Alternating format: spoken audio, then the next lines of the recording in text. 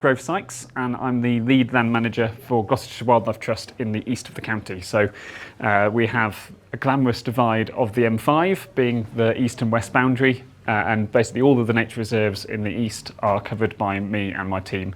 And Reese has kindly asked me to come and talk to you about butterflies, and so I've pulled together some mainly pretty pictures of butterflies to kind of talk to you about. I am going to ask for a little bit of crowd participation at points, so see what people kind of know. I've put Gloucestershire's butterflies. These are all found in Gloucestershire. This isn't every single one of Gloucestershire's butterflies because there's quite a few, but I've tried to take some of the kind of more common butterflies that you're used to seeing, and maybe some of the rarer ones which you might have seen or happened across, not knowing what it was, and some of the ones which are even harder to find. So we'll see how we go. To start off with, I thought I would ask the question of, is it a butterfly? In that, does anybody know the difference between a butterfly and a moth? One flies in the night and one flies in the morning.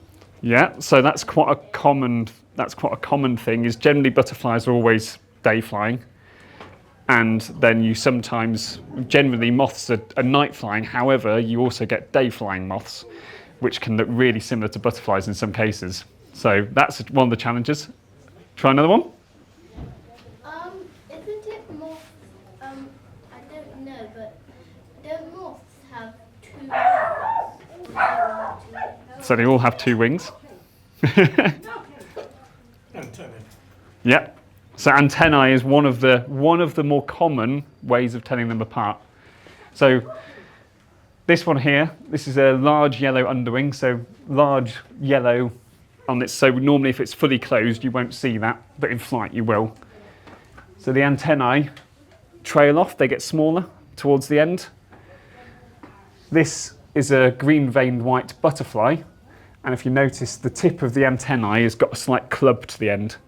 So that is one of the common ways of starting off as to whether it's a moth or a butterfly, but it's not always true. So you can't use it as a complete rule of thumb. So we've got moth, butterfly. So any other ideas on a second way that you might be able to tell the difference? The way they land, when Yeah. their wings are folded, or Yeah. So butterflies will fold their wings up behind their backs, whereas moths are generally flat. So with that in mind, is this or a moth or a butterfly, the green one? according to that, it's a rule.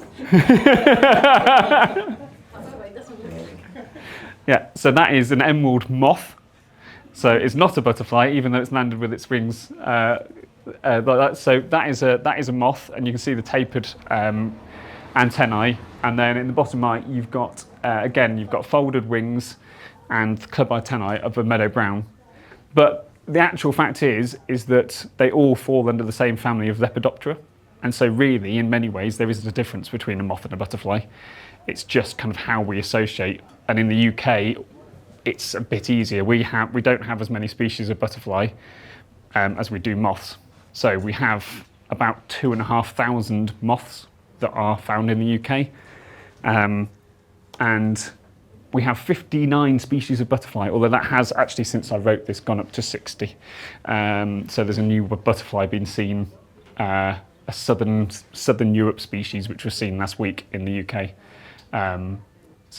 So 57 which are resident, so they breed here, they spend their year here. And then we have 2 which migrate every single year, or most years, but they don't breed here. They're not successfully breeding here. A not as nice fact, 5 butterfly species have gone extinct in the UK. Thankfully, one of them, resident in Gloucestershire, we'll come back to it, has been successfully reintroduced. And part of the reason for our interest and work on butterflies is that most butterflies are in decline, some more than others, and they do need our help. So as I said, I thought I would start with a few familiar faces. So do people recognise all of these butterflies? Do people kind of go, oh, I've seen those? So we've got our peacock, in the top left, we've got red admiral in the middle, and then we've got a large white on the top right. And these are kind of our more common species. We'll see these around quite a lot. Your peacock and red admiral have a really common food plant, hence they're really widespread. They feed on nettles. And your white, they are often bulked into cabbage whites because they're harder to distinguish, and the reason they're called cabbage whites is that they love a brassica. So that is their food plant, but there are different whites, but they're your common ones, and they are a bit more difficult to distinguish without kind of getting them close up.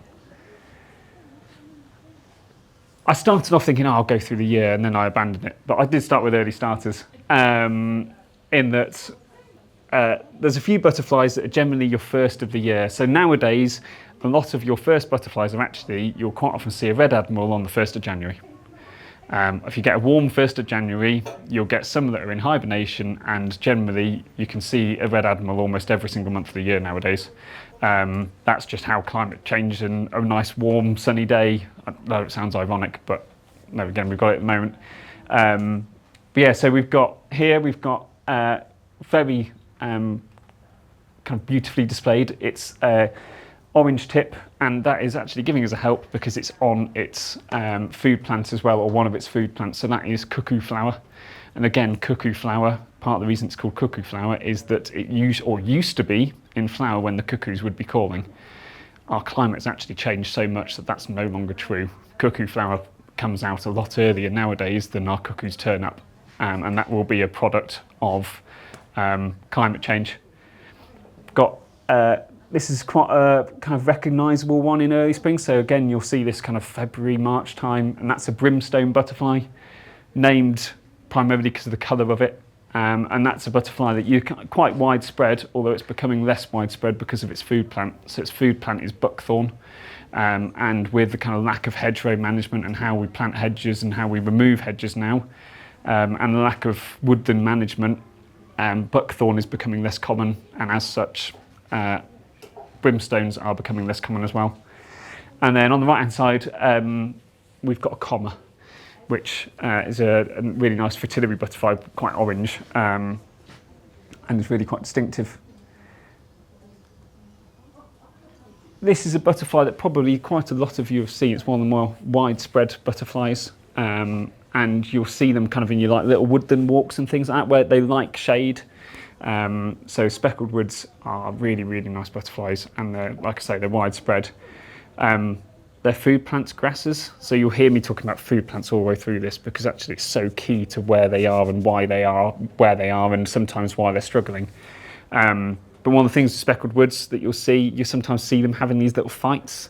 So you'll see them kind of if you're kind of walking through a little woodland with lots of shade and dappled light, and you see a couple of butterflies like dancing and kind of following each other and almost battling and doing these little like pirouettes, then that's most commonly going to be a speckled wood.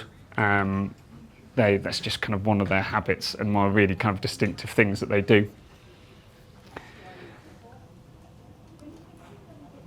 This is one of my favourites. When I was picking them out, there's some which I've grouped in, and there's others that haven't. And small copper is one that personally I had to put on its own, because I just think even that photo doesn't necessarily fully do them justice. When you get a really fresh small copper, they're so orange.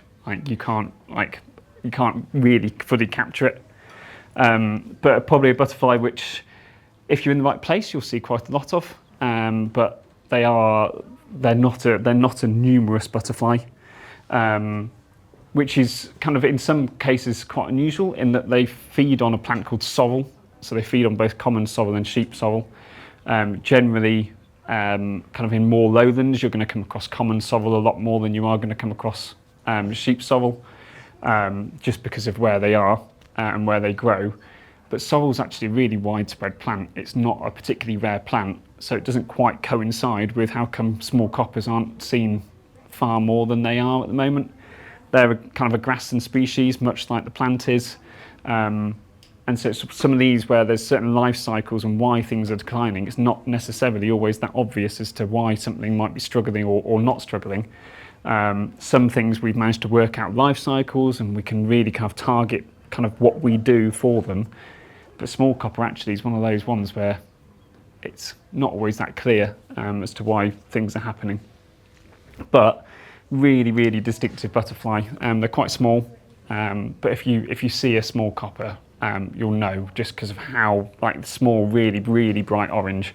The other butterflies have orange on them, but not in that way. So really, really lovely butterfly.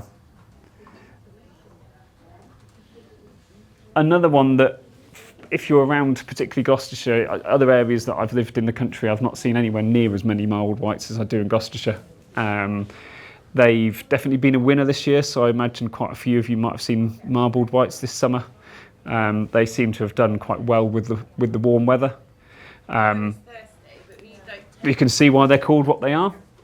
So kind of like really dappled, and the underwing is exactly the same. And they are probably one of the winners because they feed on grass again. So we have plenty of grass, that rough grass that you kind of find where something hasn't been grazed for too long, so they need it quite long and luscious. But you'll see them up on the Cotswold Escarpment above, on Crickley Hill and Barrow Wake, some of our sites. But they can be really kind of quick to colonise. So there's a paddock that I know which has been horse grazed for a number of years. Would never see a marbled white in there because it was completely unsuitable. The horse has been removed 2 years ago, and already now there's marbled whites back in that field and feeding in there and clearly breeding. So they can be like quite quick to adapt, some of these butterflies. Some of them are really slow, but some of them are really quite quick to adapt in that they're more that generalist. So the fact that they feed on grasses rather than an individual plant obviously increases their chances of survival and success. But marbled whites have had a really good year, and kind of like quite strong flyers, so you'll see them for quite a long time.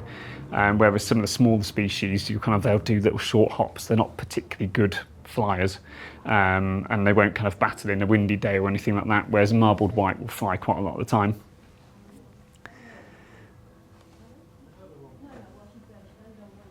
I thought here we'd have a little bit of spot the difference. How many species of butterfly are on the screen?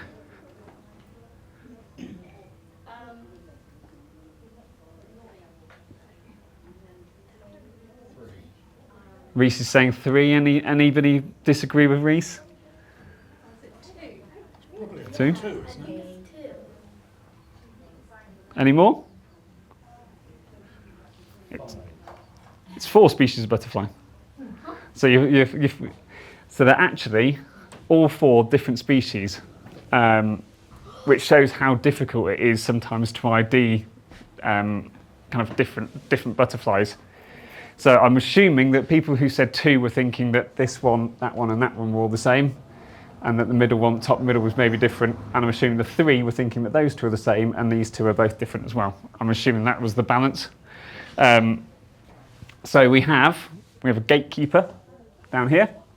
We have a ringlet in the middle. We have a large, not a large heath. No, definitely don't have large heath down here. We have meadow brown, and then we have a small heath. So all of them are grassland specialists, so they're all relatively common. They have slightly different flight periods, so you might see them at different times of year. But gatekeepers are incredibly well named. They genuinely seem to hang around gates. There's something about a gap in a hedgerow or something like that. They are very, very well named. The amount of time that you'll come across a gatekeeper by a gate is actually quite scarily true. But they've had a really good year. This dry summer has definitely suited gatekeepers. They've had a really, really good flight year. Ringlet butterfly, quite a dark butterfly in comparison to the other 3. They can almost appear black on some days, but they've just got those little circles with the dots in, and that's the same on the underneath of the wing as well. So if they've got the wings closed, they've got that same look almost. And then you've got a meadow brown and a small heath, and I think you might. Is there a difference? Yeah.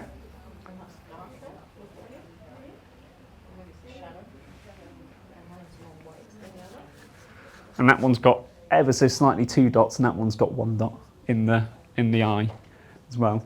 And then the other thing is, don't ever rely on size. Is it bigger? Is it smaller? Is it closer? Is it further away? It's always one of the things. But small heaths are very small. They're much smaller than a meadow brown, and their flight period's generally a bit different, which helps you. So your small heaths will have gone over by the time your meadow browns generally come out. Are gatekeepers and small coppers similar size? Yes. I think I've not been identifying them correctly. Yeah, so your gatekeepers are pretty bright, but your small copper it's almost like iridescent. It's almost like slightly metallic.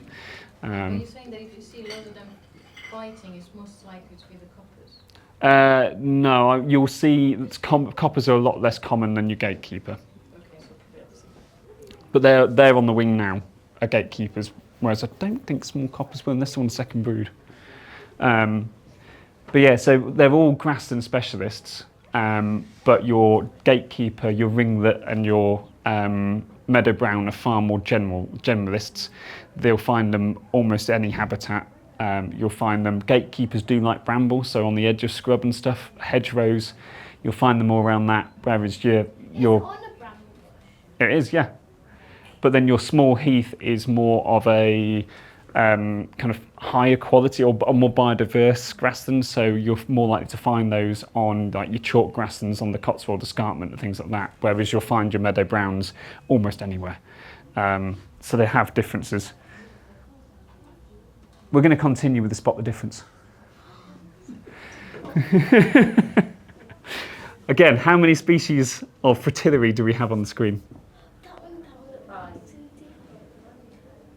Got one answer of 5. I go with 5. I'll go. 3. Can you count past 3, Reese? 1, 2, 3, many. Or is it just the go-to answer is 3?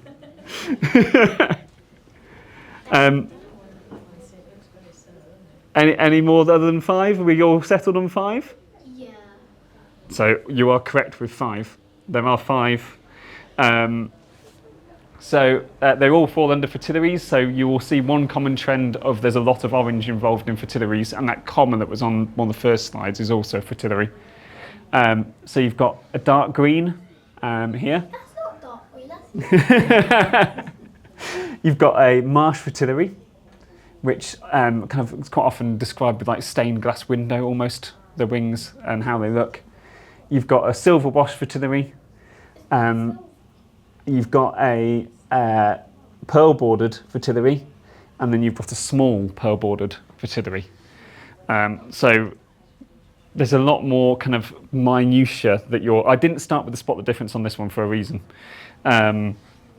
But there's one odd one out on a food plant here. So 4 of these all feed on the same food plant, and one of them is different. And so I'm going to deep dive a little bit into some of these. But one of the hardest 2 to distinguish between are your small pearl and your pearl bordered. And one of the key things for those, and you'll find those, all of these butterflies you find in Gloucestershire. So these 2 are very much kind of more grassland specialists. Your small pearl bordered is again more grassland, heathland. So you'll find your small pearl bordered more commonly, although they're really struggling, in the Forest of Dean, whereas your pearl bordered are more of a woodland specialist. But they're actually feeding 4 of those butterflies. Their food plant for the caterpillars is all dog violets. So they're all actually looking for the same food plant, but then all of their flight periods are slightly different. So your dark green and your silver washed are more of a kind of mid-late summer species, whereas your pearl bordered and your small pearl bordered are earlier in the summer, and yet they're all feeding on the same thing. And so it's quite an interesting thing. I was thinking about it, and it must be something to do with the time that they take to develop or something, that they have different ones. But I thought I would focus in on one that you're kind of most commonly going to come across in our woodlands in Gloucestershire. They're more widespread probably than the others, and that is silver wash fritillary. And one of the key identifying features is the slight lines as well as the spots. And the other thing is I describe these as flying bats. Like, they are big. They're one of our biggest butterflies in the UK, and they are a brighter orange. The orange is that much stronger on a silver washed, generally. And they're kind of really, they're just big orange bats, and you'll find them on rides in your woodland. So when I say ride, I mean the kind of bit where it's open, so where you can see sky, and you've got kind of track cutting through your woodland and you can see sky. That's where you're most likely to find your silver wash fritillaries. Like I say, they also feed on dog violets, so they're caterpillars feeding dog violets, but they actually lay their eggs on oak trees, in like the fissures of oak trees near to violets, and then the caterpillar then, when it hatches, has got the job of then going to find a dog violet to feed on. But the most common thing that you'll see them on is Blackberry. yeah, so bramble bushes again. Your most common thing that you'll find is that they love bramble nectar.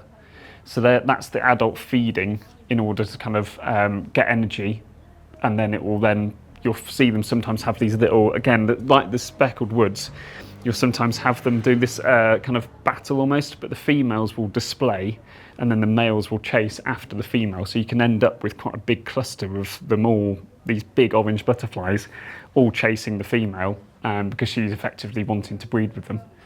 But the other one, which I haven't got a photo of on here, is that you get an anomaly with silver wash fritillaries. So you sometimes come across a Valenzina silver wash fritillary, and the Valenzina has it's not got the orange pigment, and so they've got this like metallic iridescent colour instead. Unfortunately, they were a bit of a collector's item for Victorians back in the day. So that's definitely something that's impacted on some of our butterflies is collectors of the past. They would have taken actually probably larger amounts than we thought. But yeah, you'll get Valenzinas, which I've got this, they just look completely different. They're not really like anything else. But a really kind of quite common, well, not common butterfly, but in your ancient woodlands. So we've got them in Lure Woods, we've got them in Sickeridge Woods, so two of our nature reserves, and there are in others as well. But they love bramble, so one of the best ways is on a really nice, warm, sunny day, walking down a ride, and you can't miss them. They're that big that you can't really miss them. And they're really strong flyers, but they come down to the bramble to feed, which is really nice. And then a real Gloucestershire kind of rarity, these are only found on a handful of sites, and they're definitely a species which has declined massively across the country. They were on some of our reserves in the past, but unfortunately no longer on them. But marsh artillery, and you can see kind of what I mean by the stained glass window almost look. So these kind of emerge in May time, and this is the anomaly in that this one feeds on devil's bit scabious. So quite a late flowering plant, but they will find the rosettes, so the basal leaves when they're actually kind of on the wing. That'll be about now you'll start to get your scabious in flower, but they will have laid their eggs and everything by kind of end of May. They've kind of gone through their adult life cycle, and then it's down to the caterpillars. But they're quite unusual caterpillars because they form webs like a spider's web, and they're communal. So if you find a marsh artillery web, it will be on devil's bit scabious, but you can have kind of 50 to 100 caterpillars all going through their life cycle as a caterpillar together. And then in the next month or so, they'll then hibernate for the winter as a caterpillar. They then emerge and do another web early in the spring before they then kind of go into their kind of chrysalis stage and then become a flight as an adult. But really, really stunning butterfly, but incredibly rare and suffering. And these again are a grassland specialist. And so probably one of the reasons these are struggling and have struggled is loss of grasslands in the first place. It's a common fact that is kind of used a lot, is in the last kind of 100 years, we've lost 97% of our meadows in the UK. And when you then multiply that up and you kind of think about all the things that we're using those meadows and how disconnected those meadows are, kind of a butterfly, yes, they can fly, but the odds of these flying much more than a few hundred meters to get to another site is very slim.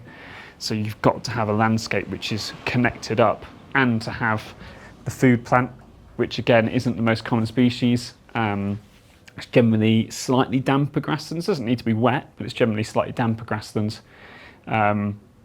And so it's almost a perfect storm for some of these things, in that we've just made it that much harder for them to move around the landscape.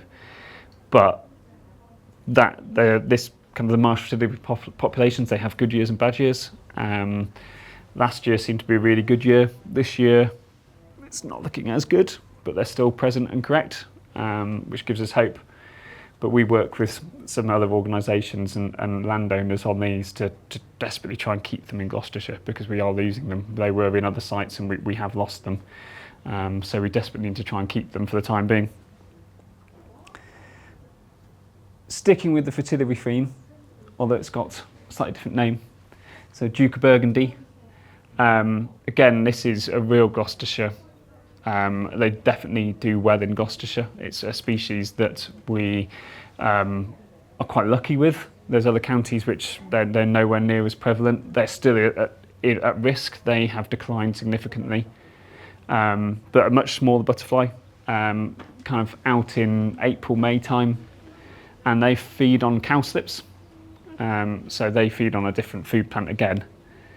But we've done a lot of work on Duke of Burgundy, as have Butterfly Conservation as well, and other organisations in the area, to really try and look at the habitat. So they kind of we move on to some of the other grassland species, but on a lot of grasslands, we actually grazing them really down and getting them short through the winter, and then letting the herbs grow in the summer is really, really important for them. Duke of Burgundy is a little bit different, and there's they like quite long, kind of rough grasslands, but they also like woodlands. So there's probably a bit of, they've been forced to adapt through how we've changed the landscape. So some trains have thought actually that it's more of an edge species. So where you would have in the past had a nice woodland, which then kind of gradually kind of broke out into a grassland, and you'd have had a few scattered scrub bushes and things like that. That's probably where you'd have got your cowslips, and that's probably where you'd have got your Duke of Burgundy. Whereas now our woodland edges generally look like this. So you've got grassland or field, and then you've got a wall of trees that then carries on past. And so you've got these really harsh edges. Duke of Burgundy don't like that. They need the bit in between. And that's where you'd have found your cowslips. And one of the things that you find with them is, obviously butterflies, they like it warm. You see far more butterflies on a sunny day than you do on a not sunny day. But we generally find that Duke of Burgundy aren't on south-facing slopes. So we've got a few reserves which are south-facing. They've got really good cowslips, and you kind of go, oh, there must be Duke of Burgundy here. There must be Duke of Burgundy. We've got loads of cowslips, and we don't. And we think it's because they're really picky about which ones they choose. They will choose the right ones for their eggs. So when they lay, they want them to be slightly shadier, or to be not in direct sun, or not to be burnt off. Because obviously if you get a really hot summer like we've had, a lot of plants actually have kind of burnt off, they've wilted, they've withered. And if you're laying your egg on it and then you've got your caterpillar feeding on it for the next few months, you need that plant to stay as luscious as possible. And so they will actively search out those places which aren't going to suffer in that way. So they are around. They're around on the Cotswold Escarpment. They're around some of the Stroud Valleys as well. But they're quite an early species. But they're really, really nice little butterflies. And quite a lot of people get quite excited when they get a Duke of Burgundy. How are these different from like a dingy skipper? I'm going to come on to skippers. But so they're more orange. So you've got kind of a stronger patterning on a Duke of Burgundy to a dingy skipper. A dingy skipper, it gets a slightly bad name, being called dingy, in that kind of it's not exactly the most positive. I don't think if you were to call your partner or something dingy, then they'd take it particularly well. But they aren't as bright and colourful as other butterflies, but I think they get quite harsh. I think it's quite a harsh name on a dingy skipper, because they are really kind of patterned. But these are that bit more orangey, and also how their wings are. These have got pointier wings going up than your dingy skipper has, much more kind of like flat and then rounded wings. And their Duke of Burgundy will be a bit bigger as well. So, but the orange, the markings are just a bit more distinctive on Duke of Burgundy. purple emperor, and it's a male, so looking really, really bright. The female is that bit duller and looks a bit more like a white admiral. Purple emperor is our largest UK butterfly. Well, actually, it depends if you're counting your swallowtail, actually, maybe in the east, but it is our kind of most it would be deemed as our largest UK butterfly. And that's, like I say, a woodland specialist, and it's one that has suffered quite a lot in the last 100 years. And the reason it's suffered is partly because of how we manage our woodlands. So nowadays, a lot of our woodlands in the UK aren't managed as much as they used to be. A woodland would have been a real resource to local people. You'd have had people going in coppicing, you'd have had people getting the firewood out of it, you'd have your building structures coming out of your local woodlands. And so it would have been a real community place where you'd have had lots of people from all sides of a woodland actually managing it and working it. Not for wildlife, wildlife was the beneficiary of that. And if you wound the clock back even further, talking a long way back, when you had your aurochs and things like that, those species, those large herbivores that are now extinct, they would have been going in, they'd have been knocking stuff over, they'd have been rubbing the bark off stuff, they'd have been making the woodlands far more open than they are now. Our image now of a woodland is quite often big tall trees with a high canopy and not much underneath. That to me isn't actually a healthy woodland. A woodland, you should never be able to walk straight through a woodland. You should be having to climb over stuff, you should be having to climb under stuff, you should be able to not really see very far in bits, then there should be other bits which are kind of big open glades with lots of sunlight pouring in. But nowadays, a lot of the time, we have these closed canopies where you've got this high canopy and then you can see through the big stems. That's not necessarily that healthy. And the reason I say that these have suffered from that is because they feed on willow. So that their food plant is willow. And so because of that closed canopy and because of that lack of management, we have less willow now in our woodlands than we used to. And also willow's quite palatable. It's one of the favourites for your herbivores. Willow's very, very palatable. It has some medicinal uses and things like that, and probably wild animals know that it has that nutrition in them. They'll just have something ingrained which says that's good for me. But they've seemed to have had quite a good year. They've turned up in a few different locations this year. There was one turned up in the Daneway Inn, actually in the Daneway Inn pub next to our Daneway Reserve. Fancy the drink. But yeah, Rita proudly showed me a photo. Look what I had. Flippin' heck. And then the White Admiral, again, another woodland specialist. And so their food plant is honeysuckle. So they lay their eggs on honeysuckle. And again, quite a rare butterfly. They're really not doing particularly well. And one of the reasons they're suffering at the moment is partly due to we've had a massive explosion of deer in the UK. Deer numbers have skyrocketed, and we've got more deer in the UK than we've ever had in the UK by a significant number. And that's partly because of our change of land use and things like that, but deer love honeysuckle. So if you go into woodland, you'll quite often see up to about chest head height, there'll be a browse line on some areas, and they like that bit of the honeysuckle. They'll eat the lower bits. Where does the White Admiral like to lay its eggs? On the lower bit. And so it's that issue where White Admiral, 100%, they are suffering partly because of the increase of deer that we have in the UK. And so they are suffering. We have them in lower woods, but again, they're not in a particularly good condition. They're not thriving. The last 2 summers, both summers I've gone out to try on a day to try and find White Admiral, and both days I've failed. They are being seen. Our land manager there has had them this year, and he had them last year as well, so they are still around, but they are suffering. They are one that is at risk in Gloucestershire. It won't be long, possibly till they're not with us, but hopefully we can do work that helps them.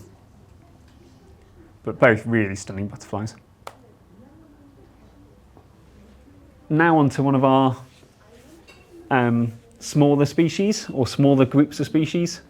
I've only picked, there are others. There's two hair streaks which aren't on this slide. I think some of them are found in Gloucestershire, but they're far rarer than these. And so we've got this one, it's called a white letter hair streak. called as such because it has a white W on its wing.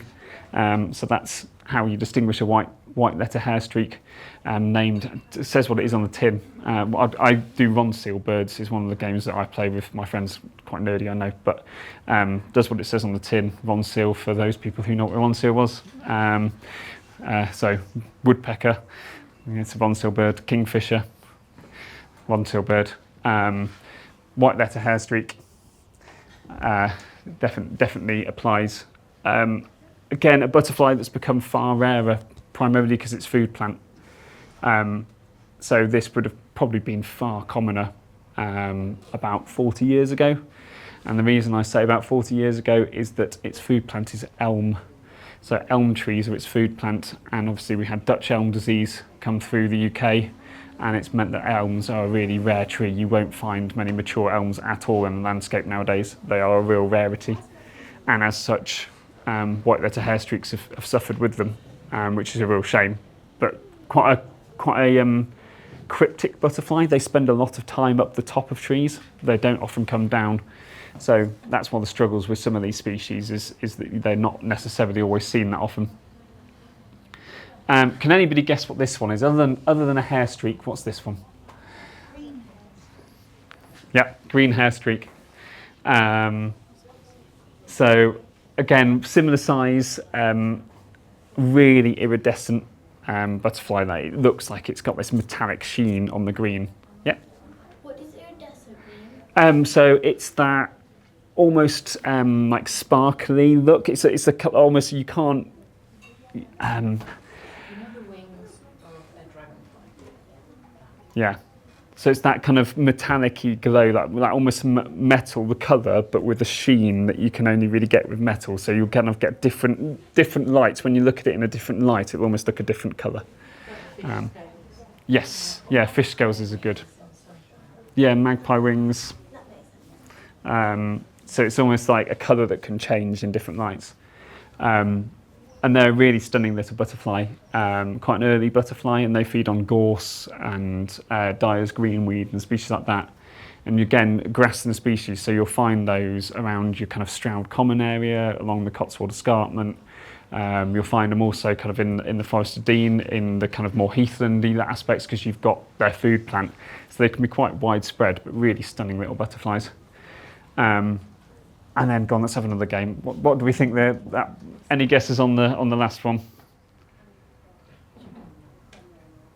I'm guessing.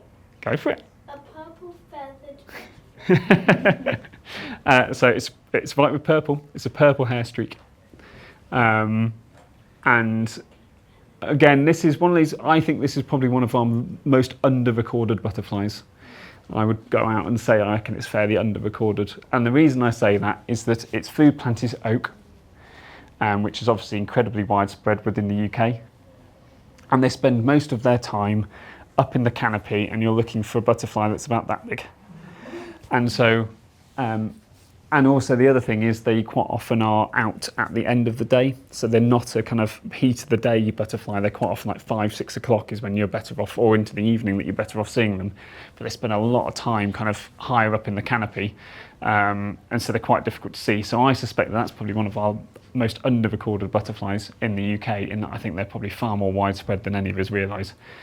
Can I just ask, the butterflies that live up on the canopy, what do they actually feed on? What part of the tree do they feed on? So they will come down for some nectar sources, but up in the top they're just spending most of the time just a lot of it, because the adult life cycle of a butterfly can be incredibly short. So they spend a lot of time as a caterpillar, and then on some butterflies the time that they are a butterfly as such can be 2-3 days. Other ones will last for a few weeks, but some will literally be an adult butterfly for all of a couple of days. And so in which case some of them kind of might not really need to feed, in that they're purely kind of find a mate, breed, lay eggs, done what I needed to do.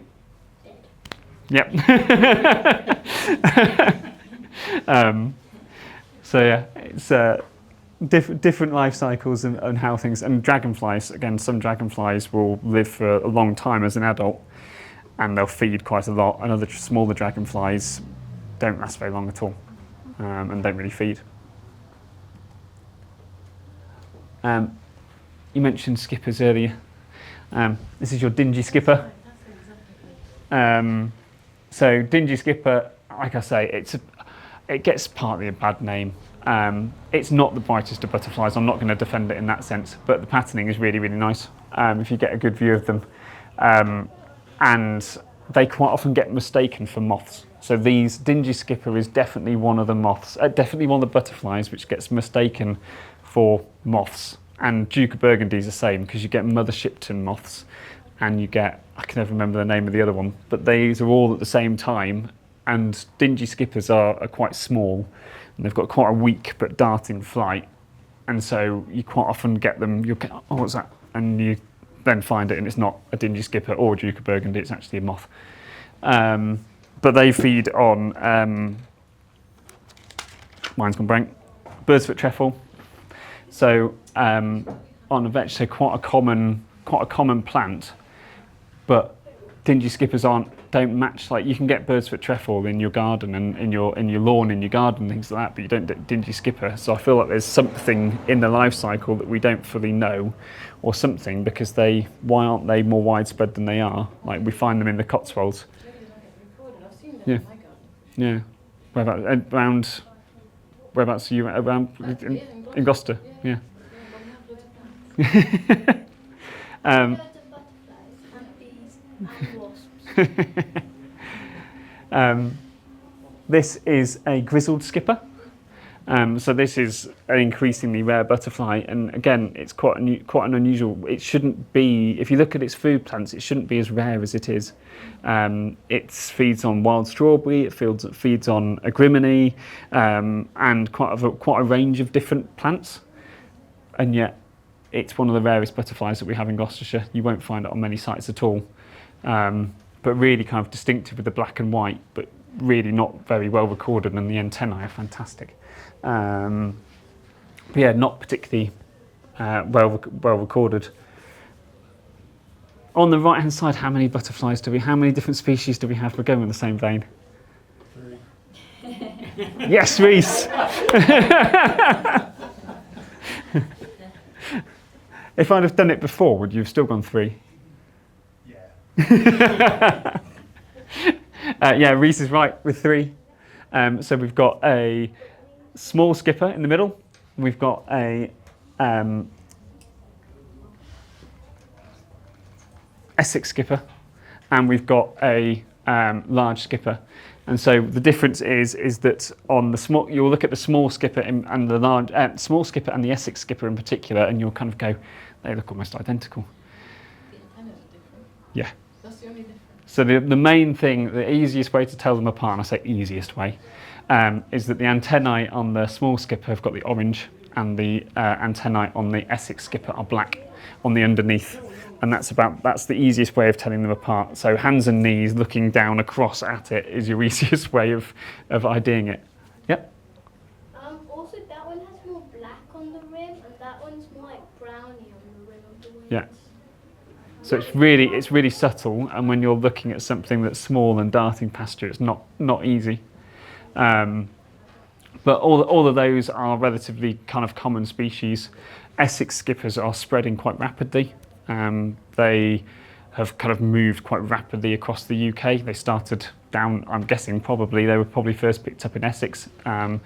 But my job before this, I was living in Mid Wales and working in Mid Wales, and they've only colonised Mid Wales in the last few years, but they are rapidly spreading, and they're definitely a winner of climate change in that they're moving quite rapidly up across the UK, which is quite interesting to see. And butterflies are one of those species. Like I say, we had that, so it was a southern small white, which is the first record that's turned up last week.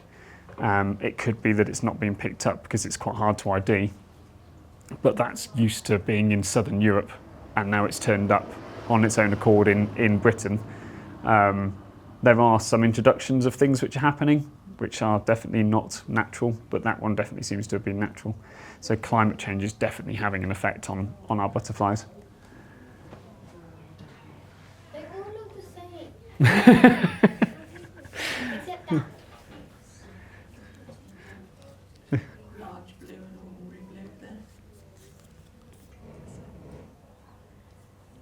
Any guesses?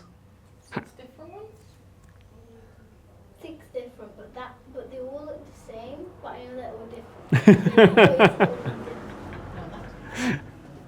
So there are 3 different ones, and I've deliberately given you these 2 are the same, these 2 are the same, and those 2 are the same.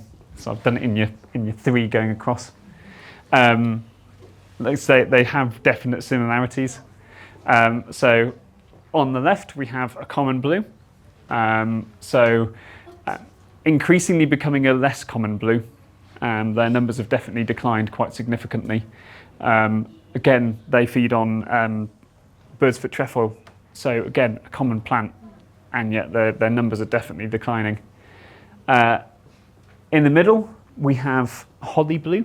Anybody want to guess at what they might feed on? Yeah? Holly? Yeah. Oh, yeah. But that's the caterpillar feeds on, so they lay their eggs on holly in the first brood. So in the first brood they'll lay on holly, and in the second brood they'll lay on ivy. But one of the distinctive things between these 2 is the underwing. So quite a dark browny underwing, whereas holly blues are noticeably like whitey blue colour. And then on the right, we have a small blue, which are tiny. They're our smallest UK butterfly, and they feed on kidney vetch. So a real kind of grassland specialist, and kidney vetch isn't a particularly common grassland species. Like, it's a sign of really kind of old, healthy kind of traditional grasslands. It's not something that kind of quickly colonises. And that's where if you've got some of the grasslands like some of our reserves, so where you've got those ancient grasslands which have been there for hundreds of years, have never been ploughed, they've never been improved with fertiliser, anything like that, that's where you're going to start to keep your kidney vetch. Whereas on the grasslands where they've been improved, they've been ploughed, it means that that's not a plant that's going to easily colonise. And so small blue kind of have suffered from that. They seem to have had a really good flight period this year. The small blues seem to have done really well, but it's a slightly, with butterflies, it could be kind of a bit of a double-edged sword, in that the weather has been really good for butterflies this year because it's been really warm. It's meant that they can kind of fly, they get their body temperature up, but it's also meant that their food plants have burnt off. And so it's one of these where it's going to be interesting next year to see how well some of them have done, because it could be one of those where this hand's doing something while that hand's doing something else. And so it'll be kind of a challenge. But as you can see, blues are not the easiest to ID. So I thought I'd give you another go. They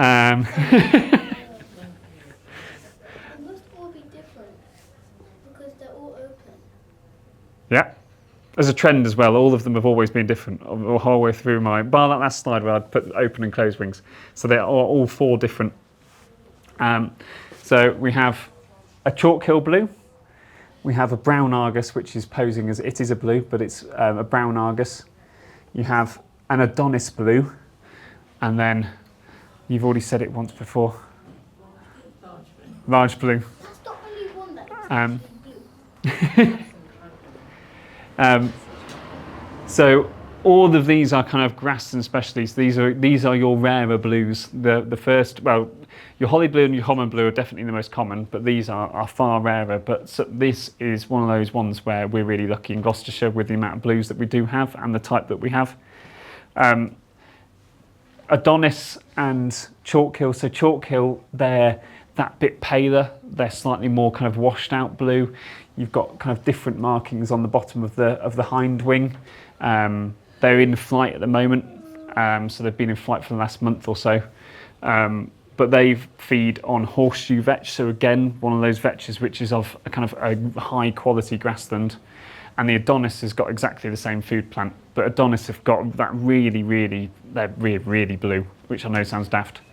And then brown argus, they're brown, and then they've got these really nice kind of orange blobs along the wing. And then large blue is a species which Gloucestershire Wildlife Trust, I had to finish on a large blue. Large blues are a bit of we've worked a lot with Gloucestershire Wildlife Trust with large blues.